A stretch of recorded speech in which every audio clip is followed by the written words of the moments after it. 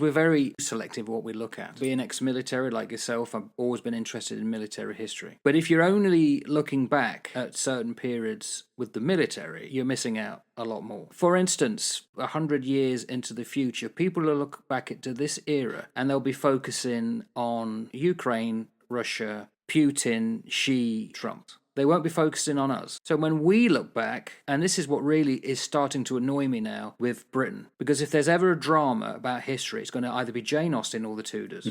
What other eras could you do? And could you do something about normal people for once, instead of the rich and the mighty and the kings? I think we've had enough of the Tudors now and Henry VIII and his wives. It's very selective. And also, we pass comment too often on the past as though they were stupid, they didn't know anything. In fact, there's a quote here by Stephen Hawking. We spend a great deal of time studying history, which, let's face it, is mostly the history of stupidity. Well, there were great things. Of course there There were important things that should be remembered. And we talk about this on our other channel. That if you are selective and you think the past were all full of idiots, you are not going to do due reference to anything. You're absolutely right. And I think even if we could get into a time machine and we could go back in time and we watched that particular past event unfold directly in front of us, both of us would interpret what we saw through our own assumptions, through our own perspectives, through our own values, and we'd still ask that question, well, what does it mean? But knowing what happened and then knowing why it matters are two different things.